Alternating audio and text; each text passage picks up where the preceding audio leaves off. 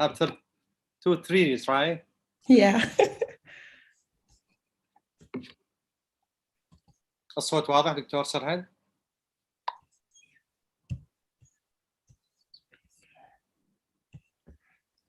نعم الصوت واضح.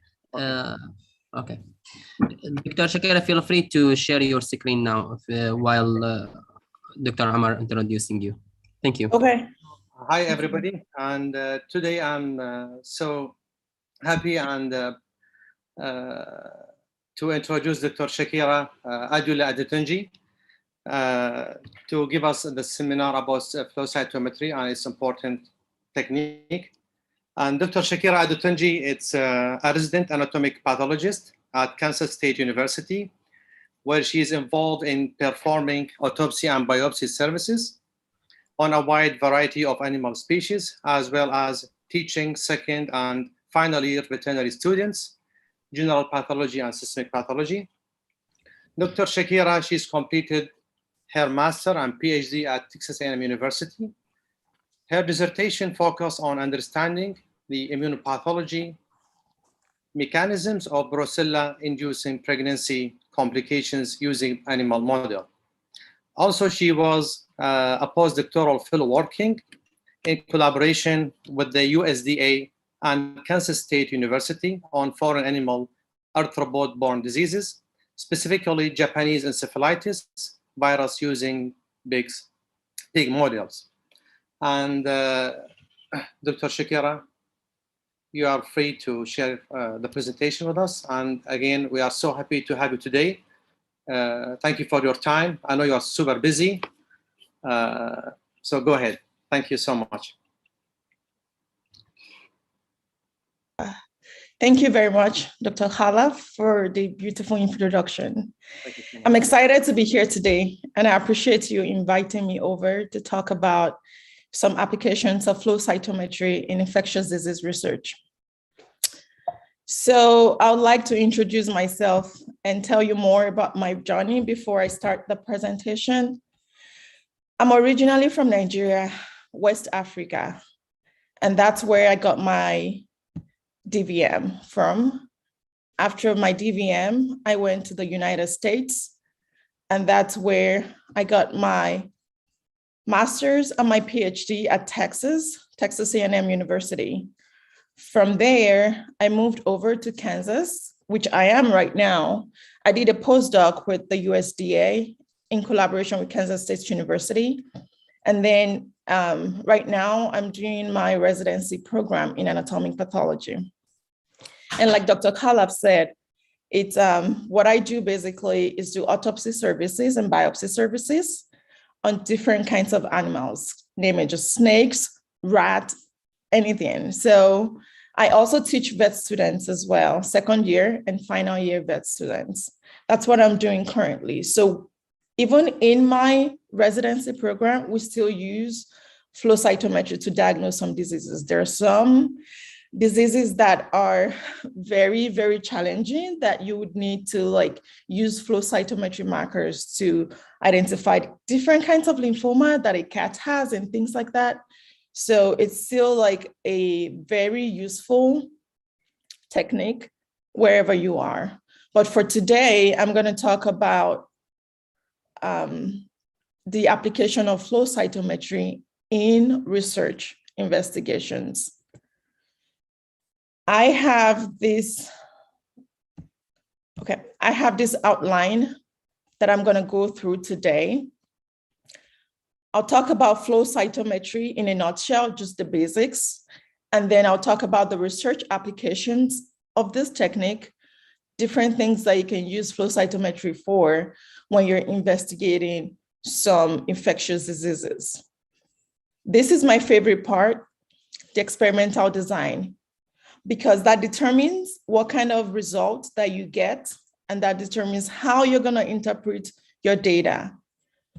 This is a limitation that I will talk about, the different kind of troubleshooting that you have to do to get to your result. And then I'll talk about, give some conclusions. First, I'll talk about flow cytometry in a nutshell. The basics. Flow it just means like a river, okay? Cytometry, cyto is cell, and metry is just measurement. So what flow cytometry does is it gives you the measurement, the characteristics of a cell. And that will be important as I go further into the presentation. We talk about the cell size. Flow cytometry can help you measure the size of a cell. The quantitation means that how many cells are in your sample. Flow cytometry can also help you understand what a cell is doing in a tissue or in your sample. What is the cell doing? What kind of protein is being expressed by the cell? Where is the protein expressed, on the cell membrane or intracellularly? Can also tell you what stage of cell cycle that the cell is. For every cell to divide, we all understand that they go through the different stages of cell cycle. The beauty of flow cytometry is you can also use that to understand what stage your cell is in a cell cycle. It can also tell you what population of cells in your sample are dead. If you're trying to do apoptosis or trying to understand different types of deaths that cells have. So this is a really beautiful technique that can tell you everything you need to know basically about a cell, the size, what the cell is doing, and the stage of cell cycle that the cell is and cell death. So this is a kind of like a small summary of a flow chart of how flow cytometer works, okay? For you to analyze each cell, it is very important for your cell to be your sample to be a single cell suspension sample, okay? So you're gonna have a tube where you have all of your cells in there. But the important thing is that they have to be in a single cell suspension, because what happens is when they flow through a flow cytometer, like I told you, flow, it's like a river. You need a fluid to kind of align the cells. They have to be in a single file. Absolutely, they have to be in a single file. This example is showing us if we stain a cell red, for example. So this is gonna interrogate every cell that's red, because that's what you stain the sample with. I'll talk more about sample preparation and labeling further into the presentation. So they have to be in a single file, okay? So that the laser light source will interrogate each cell, okay? So for example, this cell will emit red fluorescence because that's what you labeled it with. Another information that you can get from this single file of cells is forward scatter and side scatter. Forward scatter simply means it tells you the size of the cell. The bigger the cell, the different way it's gonna organize in your data when you're trying to interpret the data. For side scatter, what it tells you is the complexity of the cell, how granular the cell is, what kind of cytoplasm it has. That's the information that you will get. So you're gonna have a forward scatter, side scatter, and then you're gonna have a fluorescence. So this is how a flow cytometer works. I have put here a flow chart, okay? We're gonna go through each one step at a time. I'll come back to this to tell you the summary, because you need to understand the flow before you understand this figure, okay? So now I'll go to sample preparation, how you can make your sample into a single cell suspension. There are different methods that you can use to get your sample into a single cell suspension, okay? I have worked with the uterus, with spleen, with liver, with lung, with placenta. So I will give you the breakdown of how you can get single cell suspension from each of the sample, okay? I worked with mice for my dissertation. So I'm just gonna use a mouse here as an example. What I did with mice then was we infected with Brucella, and we wanted to see how Brucella stimulates immune response. And to get that, what you want to do is that, what's the major organ that you're going to collect in a mouse if you're trying to look for immune response to any pathogen? You go to the spleen, that's the largest organ. It's going to give you a lot of more information. You can also use mesenteric lymph nodes, that's okay as well. But for the purpose of this presentation, I will focus on the spleen, okay? So now I'll talk about 3 methods, okay? This right here is a fancy method, okay? Before we go there, I'll talk about the crude ways that I've done that before. I get my spleen sample from the mouse. The first method is that you get slides, tissue slides. They're the first and end slides. You're gonna put the spleen in between the slides and then crush them.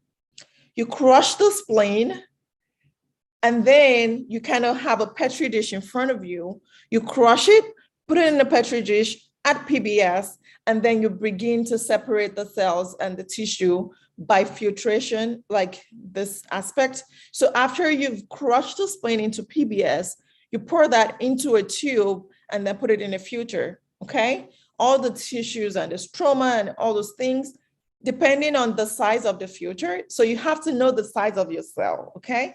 And get a filter where you have your cells settle down and other tissue debris will be in the, like as a, not the filtrate, but in the filter paper, okay? That's one step. Another step that I've done, that I've used in the past, is you get a filter. We have like this, like polychrome filter. You're gonna put the spleen inside the filter, and then, trying to see if people can see me right here. So you have your filter right here. You put the spleen in there. Then you get a syringe, the regular syringe without the needle, okay? Don't hurt yourself. You're gonna get the syringe and crush the spleen inside the filter. And then you pour PBS, put the filter on a tube like this, and then you pour PBS to separate the cells and your cell debris. That's number 2. The third one is this really fancy one where you have to get this tissue dissociator. I can't remember the price right now. It's from Miltenyi Biotech. So we had this during my PhD. Before we even got this, I used those 2 methods that I told you. And at some point, I hurt myself with the slide. So I would not really advise the slide, except that's like that's the only option that you have. You can still use the crushing with the tip of the syringe. This one right here is called the tissue dissociator. The beautiful thing about this machine is that it works with spleen, uterus, liver, lung. It has different programs that you can use. You're just gonna program the machine, put your sample in the tube. So another thing is that the tube has to be from the same company. You cannot use any kind of tube because it has this crusher in it. So you always have to, it's disposable, just one-time use. So you always have to replenish your stock by buying more of those tubes, okay? So there are different programs in this machine where you can just click it and it's just 30 seconds and that's it. For spleen, you put your spleen in it, you put your serum or your PBS or whatever fluid you're using, put it in there, and it should be about this size of fluid, and then your tissue is gonna be down here. And then you put it upside down into the dissociator, you press play, whatever program you've entered into the machine, it's gonna do exactly that. Now, don't make a mistake of using a uterus program for a spleen or a lung program for a spleen. So you have to be sure that you're using the right program for your dissociation. Another thing that's important is that once you get your, for tissues like uterus, for lung, for placenta, for all those kind of tissues, sometimes you need enzymes. You're gonna incubate the tissue in enzymes before you crush it. Okay, that's really important because you need like collagenase to kind of like separate the stroma and digest the tissue so you can have your single cell suspension. Once you have your single cells, you put the, like I told you, upside down into the machine. Those tissues that require enzyme, you make sure that you incubate the tissue, and then you go over. After crushing, you're gonna have this kind of cell suspension, but you're still gonna have tissue debris in here. So you separate with a filter, okay? And that's how you get your single cell suspension. The next step is a really fun one that it requires a lot of troubleshooting for this one. And that's the next one that I'm going to right now. So that's your fluorochrome selection and labeling, okay? This is just like any other kind of antigen antibody reaction like ELISA, okay? It's just a fancy one where you have to use a flow cytometer depending on what experiment you wanna do. Before you select any fluorochrome ever, you need to understand some questions, some research questions that you're trying to answer, okay? What do you want to know? For example, from my research, I wanted to know how Brucella stimulates the immune system of a mouse after infection. So once you know what your research question is, everything else is simple because that would help you understand the background. What are you trying to answer? Because whatever data you have from your research, it's gonna be evaluated by other peers. Like when you're trying to publish the paper, there'll be questions about how did you do this? What are your controls, right? So you wanna get it right at the very beginning. What cell population are you interested in? You have to know. And the reason why is because once you have those cell population, you wanna know what kind of proteins, what kind of markers they express. That would help you to think about, okay, I'm interested in T cells, for example. What kind of markers do they express? The markers they would express would differ at different stage of activation of T cells, or even if they're like quiescent or something, okay? What proteins are expressed? Are the proteins expressed on the surface, on the plasma membrane, or intracellular, okay? Like cytokines, for example. Another important question that would determine what fluorochrome you're gonna select is the intensity of protein expression, okay? If you have a cell that doesn't really express the marker or expresses the marker at certain time points, or there is a half-life for expression of the protein or things like that, that you need to know all of that before you select any fluorochrome. And the reason why is because the higher the intensity of, if you have a cell that expresses the antigen at a very high intensity, then it doesn't matter what fluorochrome you choose because you know that you're gonna have labeling no matter what. But if you have a cell that expresses the marker at a very, very low intensity, then you're gonna need a very bright fluorochrome, okay? So it's kind of like inverse proportional. The higher the intensity, it doesn't even matter what fluorochrome you use. But at a very low intensity, you wanna choose a very bright one. So usually people use like PE or APC, all right? So here I will kind of explain what this figure means. Like I said, you already prepared your sample. This is your tube. You have your single cell suspension, okay? Then you're gonna add antibody. Based on your antigen expression, you choose the right antibody for that. And then the antibody has to be labeled with a fluorochrome based on the intensity of the expression of the signal that you're trying to get. So you have your target cell with the antigen on it. We have the antibody attaching to it. You have your fluorescent with that. And then you put your single cell suspension into the flow cytometer, and then that interrogates each cell. It gives you a data that you can work out on your electronics, okay?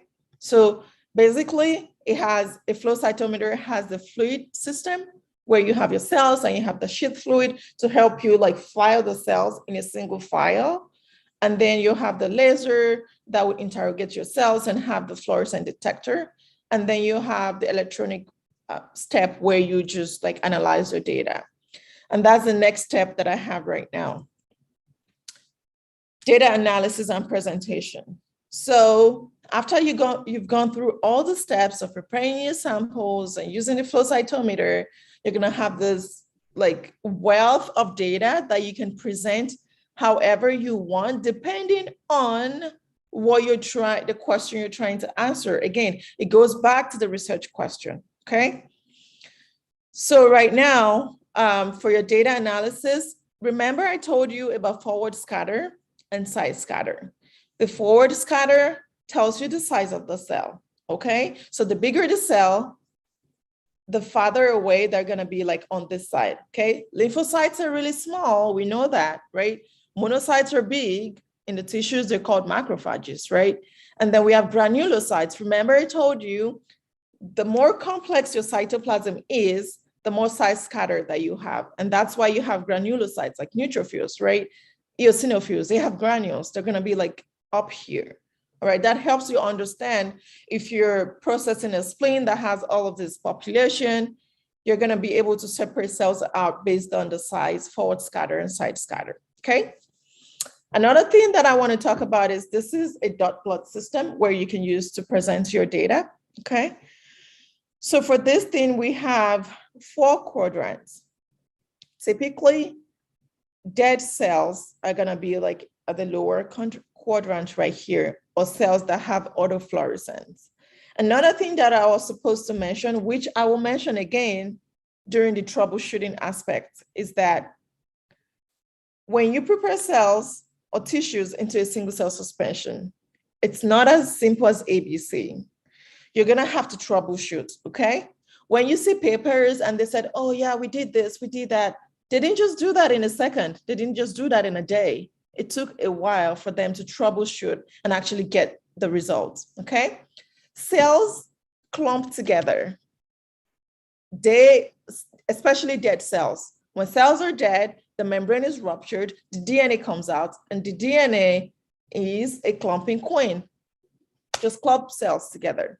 So you're gonna have clumping. And remember, you don't want clumping or doublets in your sample, okay? Because you want all your samples to be in a single cell suspension. They can find out so that each cell can be interrogated.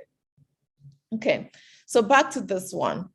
Your dead cells or clump cells, or those that are not expressing the fluorescent that you want, will typically be in this quadrant.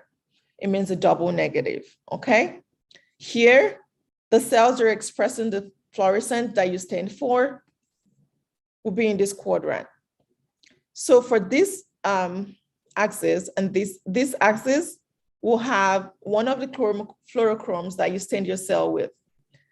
This one will have another type of fluorochrome to identify another marker that the cell might be potentially expressing. So the ones here are expressing the marker for this axis, and the ones here are expressing the markers for this axis and this axis. So it's a double positive. The cells that are expressing both markers that you stained for will be in this region. The cells are expressing only the marker for this axis will be in this region, okay? So these are single positives. This is a double positive and double negative. Just the positive and negative is based on what you stain the cells with. There are different ways for you to present your data. I just showed you the dot plots like this one.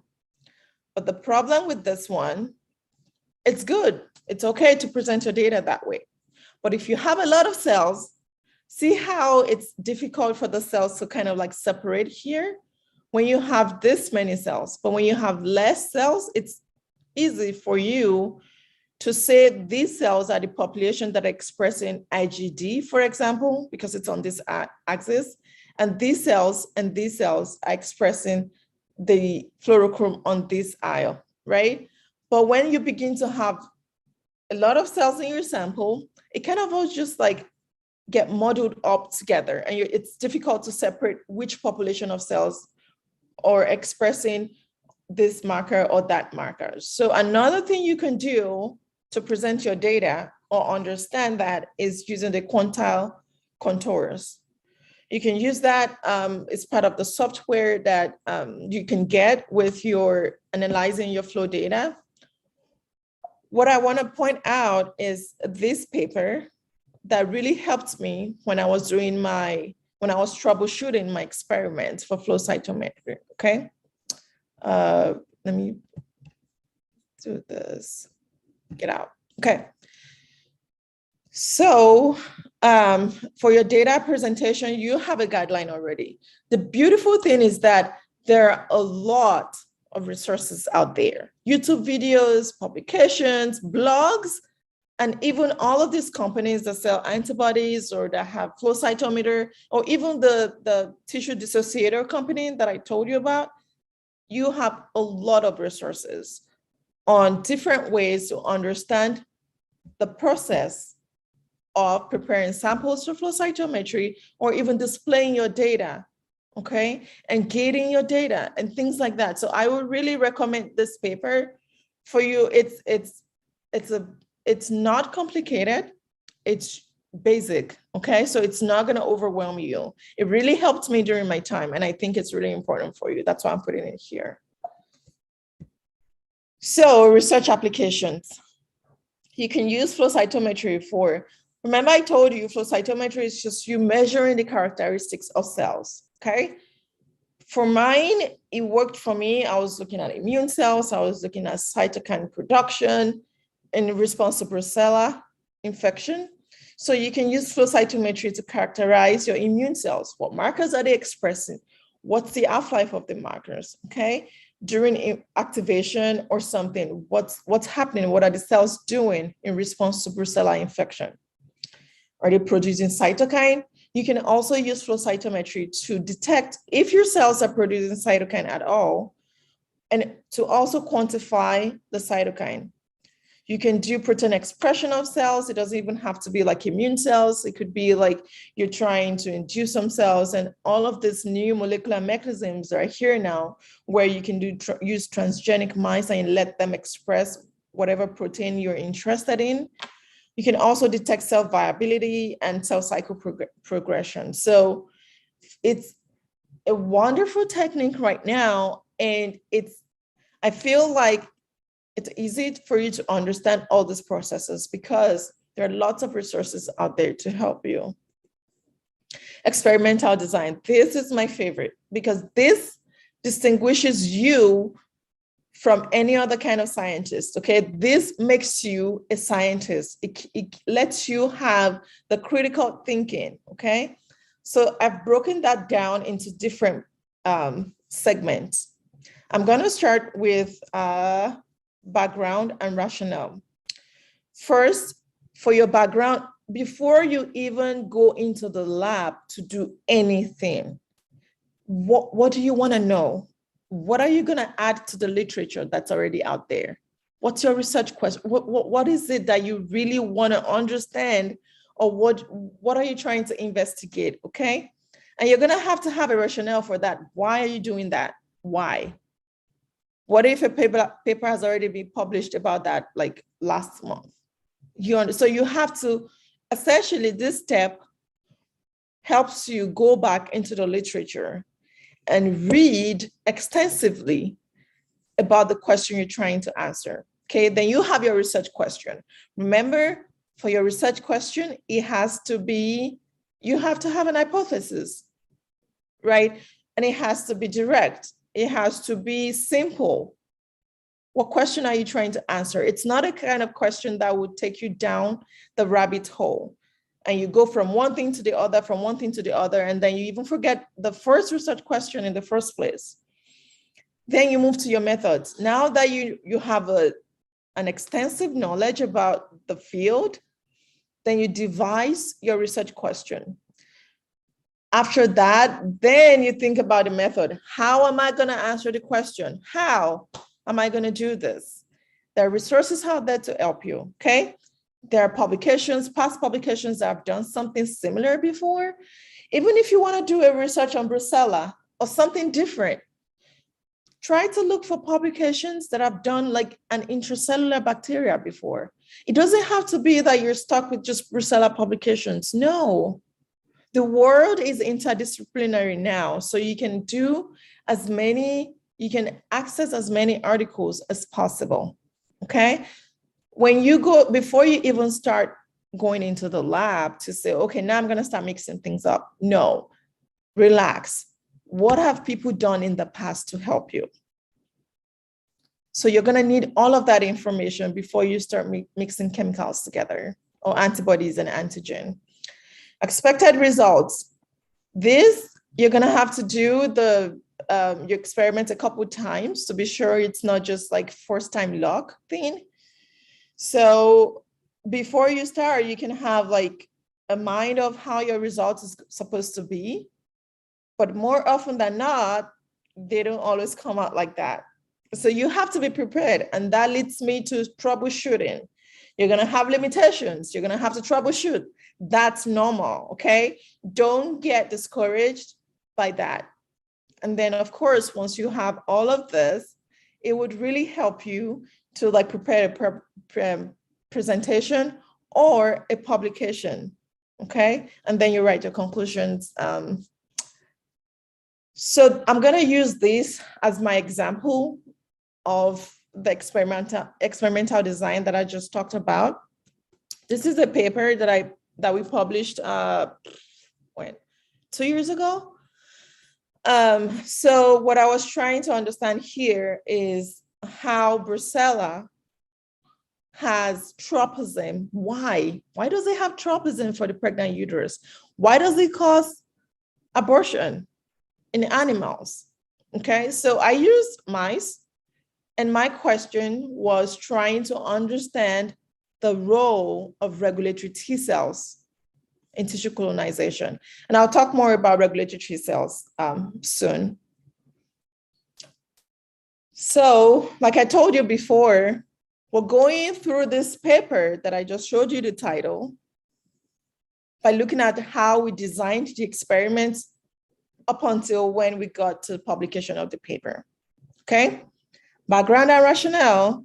I know that we all know about Brucella, okay? So I'm not gonna waste our time talking too much about Brucella, okay? We know what Brucellosis is, caused by Brucella, gram-negative Coccobacilli. It's an intracellular pathogen, and that's why I told you that even if you're not working on Brucella, even if it's something different, you can always use other like protocols depending on the classification of your organism, even parasites. Once you understand how the parasite operates, it's gonna help you to devise a good experimental design. We know they're non-motile, it's zoonotic. That's really important. I personally love zoonotic infectious diseases. That's kind of my bread and butter. So I really, really like that. We know that Brucella causes abortion in ruminants, sheep, goats, cattle, causes infertility. But to date, we don't understand why exactly, okay? It's transmitted when animals eat like aborted fetuses and things like that. Sometimes it's transmitted through venereal transmission. But the question is why? Why does it cause abortion? There are lots of research groups out there trying to understand this very question. So that was kind of the basis of the question for my dissertation and for my project. And why did I just jump to Tregs, regulatory T cells, which from now refer to them as Tregs? We know that for any pathogen at all that's foreign to the body responds through the stimulation of inflammatory cells, immune cells, okay? But this particular set of T cells caught our attention based on previous publication using Listeria and Salmonella, okay? It's not even Brucella, but I learned from that publication to help me with my project. you have a subset of there are subset of T lymphocytes, CD4 T cells. These are the markers that they express. Now I cannot just go into the lab and start mixing cells up together. I have to understand what these cells do. And that's what they do. They express this kind of markers, right? CD4, CD25, and FOXP3, which is a transcriptional regulator, okay? It's intracellular, all right? And that would be important when I talk more about how we stained the cells. These regulatory T cells, from their name, what they do is that they're immunosuppressive, okay? They help you limit destructive immune responses. This is a regulatory T cell right here. The cytokines they produce are right here. IL-10, immunosuppressive, TGF-beta, IL-35. And what they do is they block the activation of effector T cells. What happens when Brucella enters the body? It stimulates T cell production, okay? When you have excessive activation of immune cells, you have these good guys right here that help you kind of like limit it so you don't kind of destroy your tissue while trying to destroy the animal or the pathogen. And then you have also another mechanism how they limit the activation of effector T cells. So this was really cool to me and my research team at that time. So this was what helped us, the publication that helped us devise our experimental design. This was a paper in Nature. They looked at Listeria monocytogenes and Salmonella.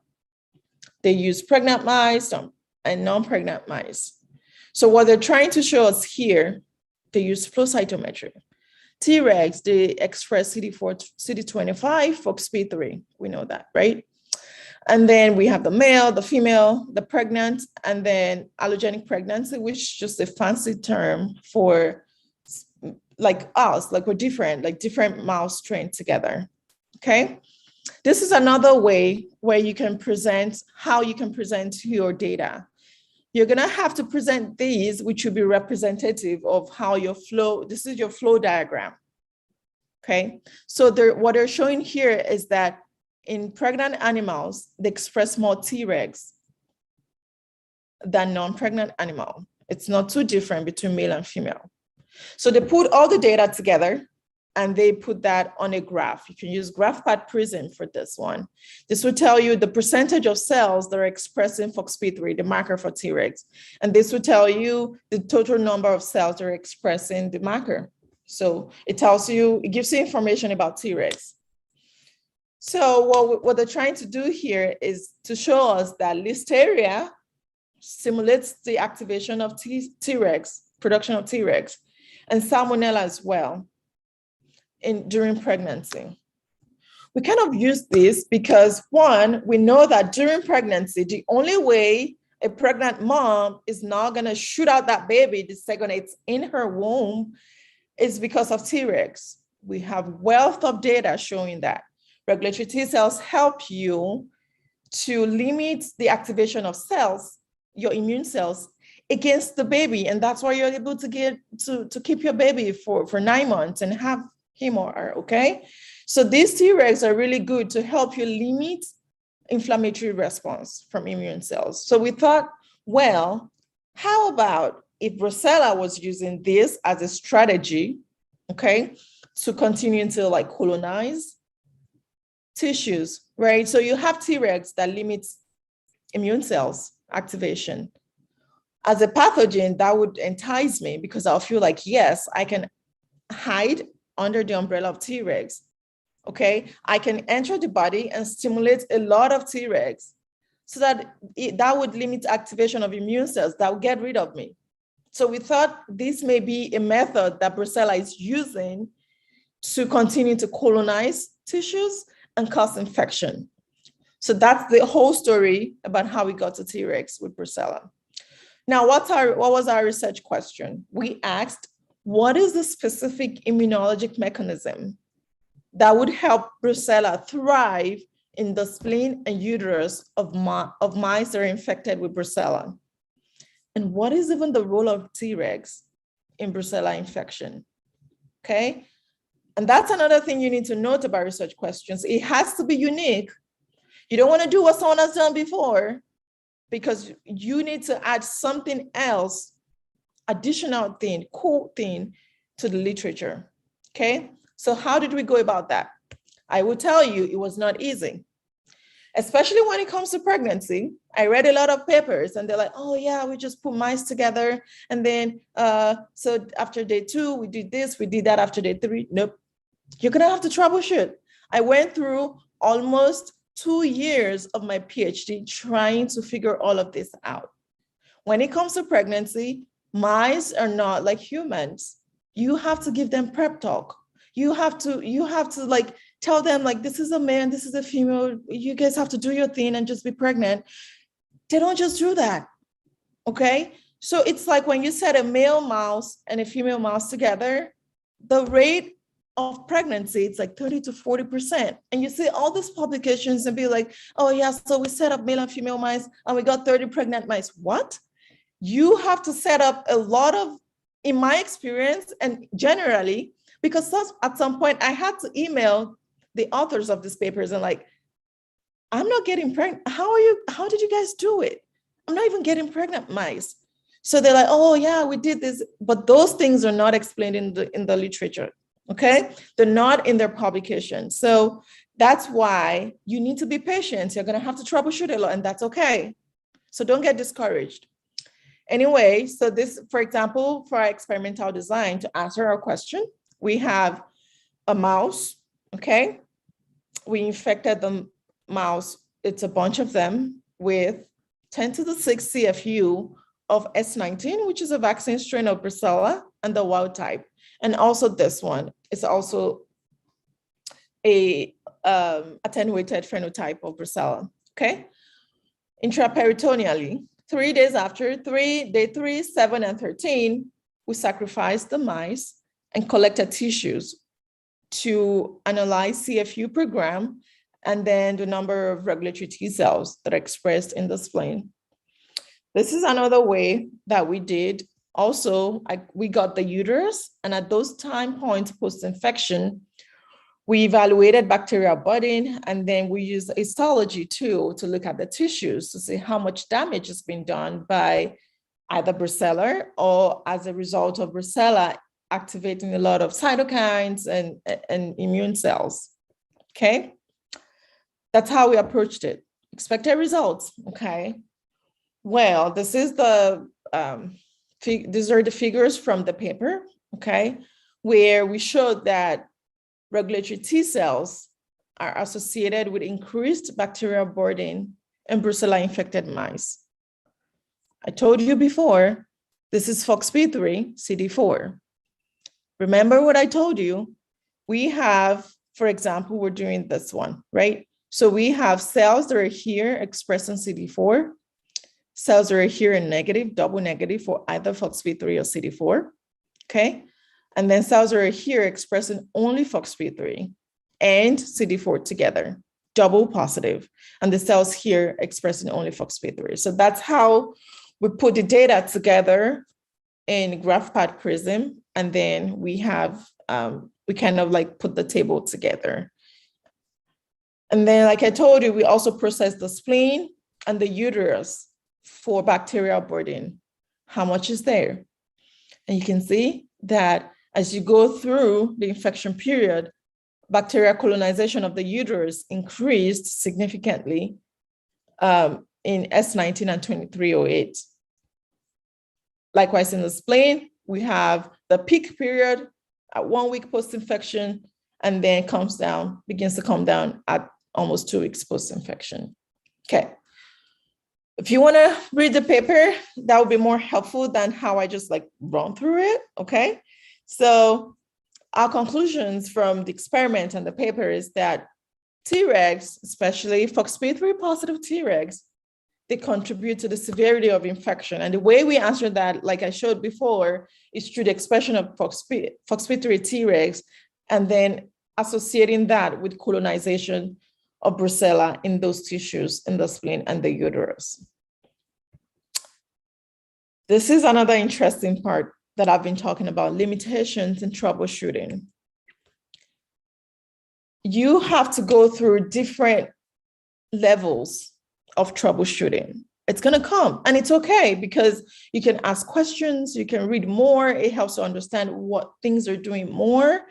You can look up authors that have published papers in similar things and email them, like, I'm having trouble with this. What did you do during your time? If you have the chance to go for conferences, what I like to do at conferences, I go around and I look for people that are doing something similar to what I'm doing. And then I just like start talking to them. Oh my God, I have this problem. And then they come out to you and be like, yeah, I've been having the same problem, but this is what we did. This is what we did. This is what we did. Okay. And limitations, mouse train. Yeah, that's very important. You're going to use, what model are you going to use to answer your question? You can use mice, guinea pigs, goats, sheep, pig. For my Japanese encephalitis virus infection, we used pigs. That was for my postdoc.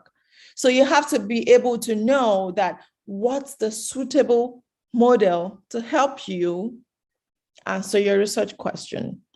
Mice are typically used mostly because, one, you know, they have well-characterized genome, they have lots of antibodies, they have lots of markers and lots of things, lots of resources for you to help answer your question.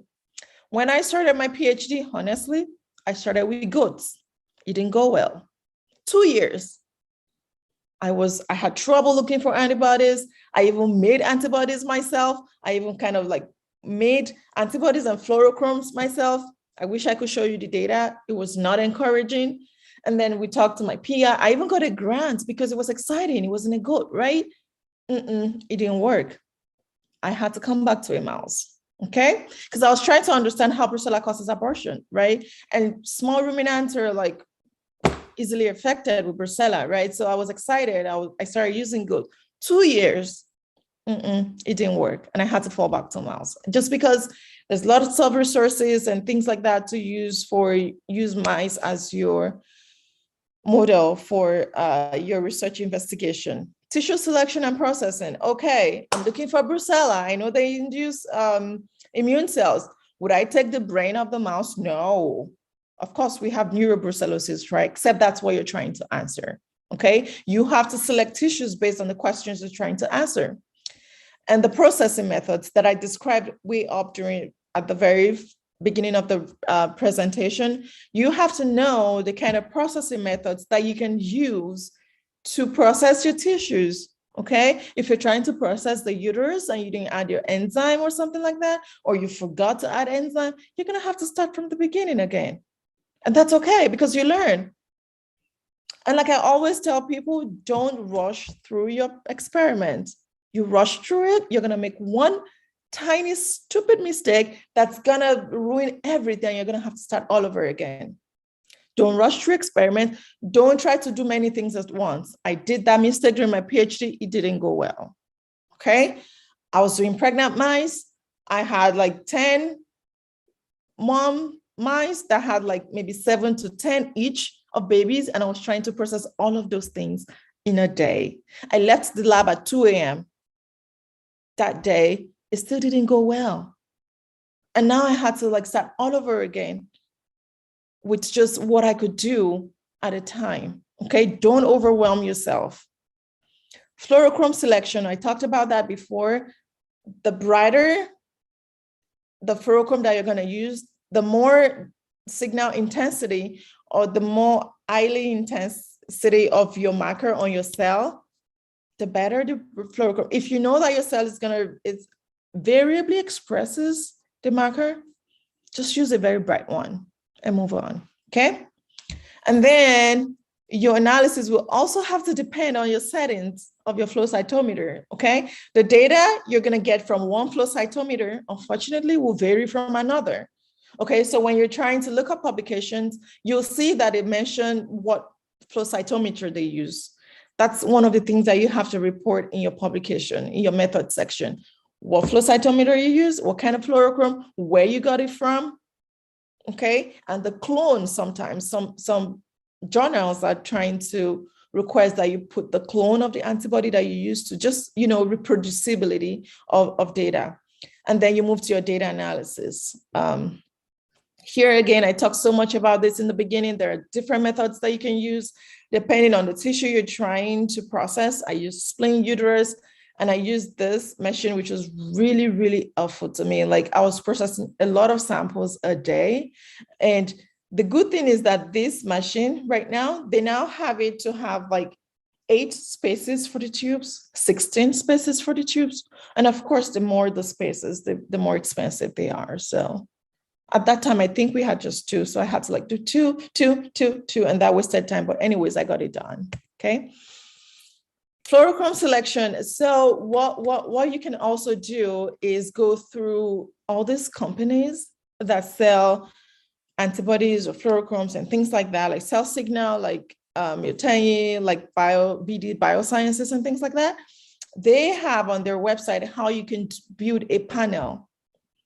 If you're trying to use multiple markers, multiple fluorochromes at a time, you can do up to 4, 5, 6 on a cell at a time, you're labeling. So there are panels that you can use, panel builders that you can use that, oh, so I'm trying to mix PE and Alexa 4 and then 647 and Pacific Blue. It would tell you that don't use this together because you're gonna have bleeding of signals into another one if you're too close. So for mine, I always try to use like Pacific Blue and then something that's like way far off so that I don't have like bleeding. Sometimes you still have bleeding and you can do the compensation method for Flow-Cyto for your data analysis, okay? So in summary, I've talked about how you can use experimental design to help you answer your research questions, to help you add to the scientific literature. Your background and rationale has to be very strong. A lot of times you have to go back to the books and your publications and read again and again and again. You answer your research question. How are you going to answer the question? What are you expecting? And you're going to have to troubleshoot a lot. That's what a PhD is all about, okay? And then you do your conclusions. And then with that, I'd like to acknowledge my co-authors for the paper. They were really helpful to me. We brainstormed a lot, and I'm grateful to them for the successful publication of the paper.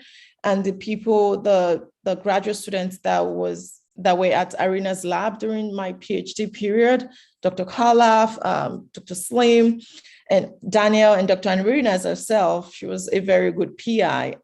So with that, I'll take questions. Oh my God, sorry guys. Thank you so much, Dr. Shakirat Adentunji. Thank you so much for this nice presentation.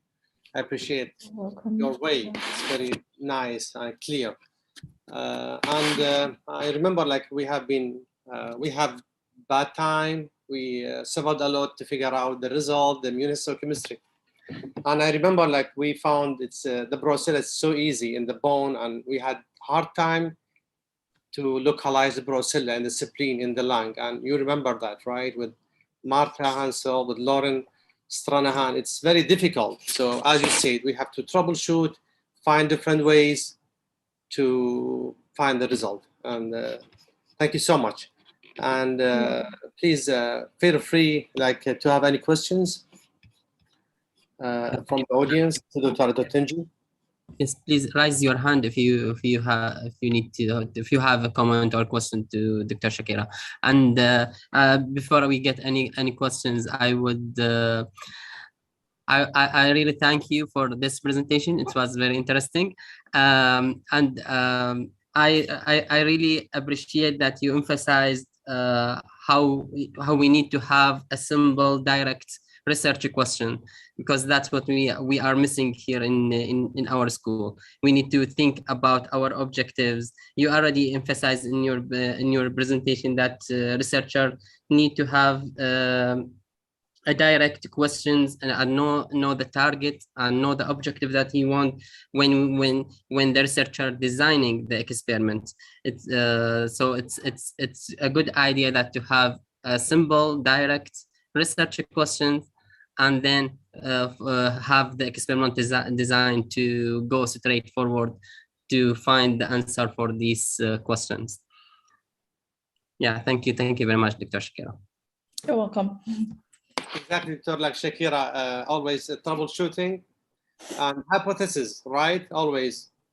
they have been asking us, what is your hypothesis? And it's not easy, right, to find the question.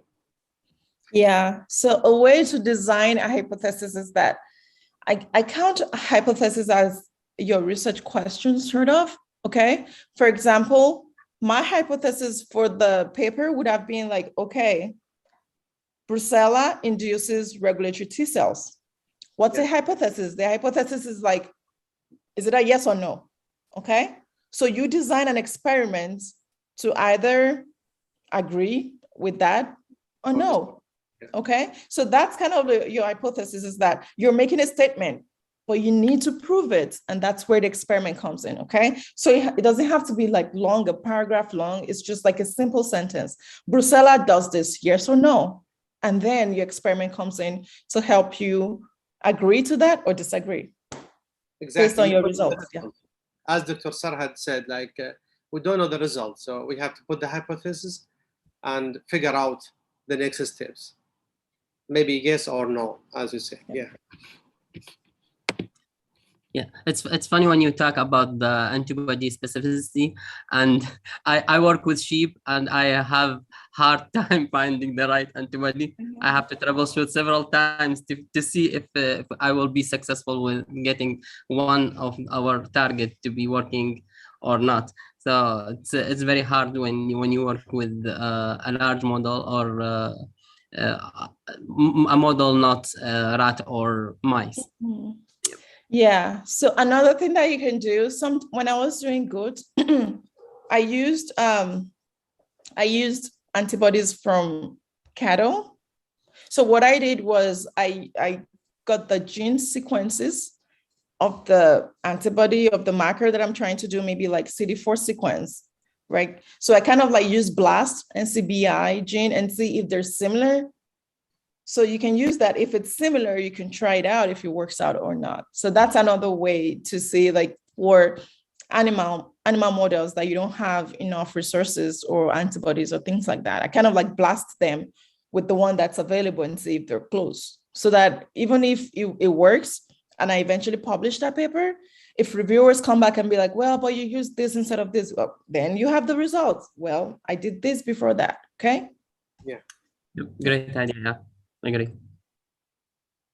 So please, any question? So Dr. Adentunji.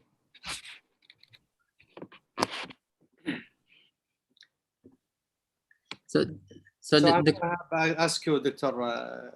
Shakira, I have a question. So which fluid we can use, like to suspend the cells, like PBS, media, fetal bovine serum, or so what do you think? Which one the best, or it depends? So it depends, but typically you can use PBS. Sometimes some people add EDTA to the PBS, because remember I told you that when you're doing your processing, it's inevitable for you to have dead cells, okay? You're gonna have dead cells. And if you have too many dead cells, they're gonna be clumping together. So EDTA would help you to separate those cells into single cell suspension. Some people have also used DNAs. You know that I told you that when cells die, they release the DNA. DNA is a clumping queen. It clumps everything together. So you can use DNAs just a little bit. You troubleshoot that too, because you don't want to have too much, right? So everything about research is troubleshooting, right? Exactly. And I remember, like, you have been like fixing the cells, right? When you like collect them, make suspension, you have to fix them, or we can use the fresh.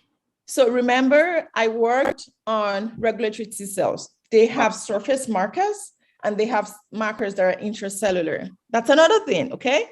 Exactly. If you don't know that for your intracellular markers, you need to poke holes into the membrane and you just like, oh, you just mix everything together. You're not gonna get signals. You're gonna be there for like months trying to figure that out. But if you know where your marker is expressed, it's expressed inside the cell. Then you have to fix the cells, poke holes in it so that when you put antibody, they're going to be able to enter the cell and bind the target antigen. So depending on what you want to do, that's why you need to read the literature, see what people have done before, know where your markers express. Is it on the surface? Is it inside the cell? For cytokines too, they're produced inside the cell. So if you want to do cytokines, you can do that as well. Fix the cells, poke holes in them before you stain. Before you stain. Okay? We have to fix, make holes, and add the antibodies, right? So we have to fix the cells, make holes, and then add the antibodies. Exactly. So if you're going to stain for both surface, if your cell is expressing everything, like both surface and intracellular, you stain the surface first. Okay, so this is good. You stain the surface first, wash it before you fix and permeabilize the cell to stain the internal antigen. So first add the first antibody to label the external one with the fresh. Perfect. Yes, exactly. Fresh, right? Fresh before you fix, because that's another thing with troubleshooting. Some markers, some antigen epitopes don't do well with fixing. Okay, so you have to stain them first. You have to stain them first, and then. I'm so sorry, that's my daughter. I am so sorry. No, it's okay. No, so you have to stain first. So for example, my experience with CD4 is that the epitope doesn't do well with fixing. Okay, so you have to stain the surface first. Okay. And then if you're going to stain cytokines like IL-10 or whatever, or FOXP3, then you fix and permeabilize the cell. And then you stain the intracellular antigen. And I have read also like sorting. We can use maybe fresh cells with some like magnetic beads, right? With antibody that we can add to the cells, then separate the cells that we need. Is that right? Yes. So at some point during my PhD, I also did like cell sorting where you have, like, I'm interested in some population of cells. You know, I have a whole spleen, which has all kinds of cells in it. And I'm interested in just like maybe CD4, for example, for further experiments. So what I would do, you use magnetic beads, and then you have the antibody attached to that, and you use that to pick out your cells. Okay, so you can do negative selection or positive selection. Positive selection will bind to your cells of interest, and then you collect that. Negative selection will take out every other thing and leave your cells pure. Okay. Makes sense. Yeah. So that's cool. Then you can also maybe add some cytokines to stimulate the cells to proliferate, right? I think you did that, right? Yes. I also did cell culture. So I was trying to isolate pure like CD4 T cells, and then I put them in tissue culture, cell culture plates. And then I put CD3, CD28 antibodies to activate and stimulate them, and IL-2 for them to proliferate to my desired number. And then before I further continue my experiments, then we'll infect with Brucella, measure some cytokines, look at cell death and things like that. And all these like under aseptic conditions, right? Because it's live cells. So we don't need any contamination, correct? Yep. I had contamination before. Everybody has them. Exactly, of course. Yeah. So I'm not going to come here and be like, oh, I've never had it. Nope. I had contamination. Okay. So that's what you get with troubleshooting. You understand better what you're doing wrong, and you can be better. Okay. And I don't want to mention how many mice you have you injected, and because I was trying to get a lot of pregnant mice, and we know that with pregnancy, it doesn't just happen like that. So when you put male and females together, the rate at which they plugging is when a male mates a female, and then you're going to see the vaginal plug. Your rate of plugging is like 60%, and not all those that plug will be pregnant. So about pregnancy specifically, so it's so it's like with pregnancy, if you put 30 males and 30 females together, eventually you're just going to get like 10 that'll be pregnant. Yeah, exactly. So you're going to have to use a lot of mice, depending on your data and how much data you want to collect. Yeah, exactly. Wonderful. Yes. I'm so lucky to work with you, and I learned a lot from you, Dr. Adentunji. And thank you so much. You helped me too. We were in the BSL-3 together, trying to. Yeah. Thank you so much. You're welcome. Please, any question to Dr. Adentunji? As Dr. Sarhad said, please raise your hand. Yeah, I'm not sure if she could read the comment in English and Arabic. So it's all of them saying that it was a great presentation and so simple that they could follow and understand. So we appreciate that your collaboration with us to present this material. Thank you. You're welcome. Thank you. Yeah, you're right. I see all of these things. I don't know what they are. I can read some, right? Some is like from Maytham's Galaxy Notes. It says Barakallah. Then I don't know what that is. Yeah.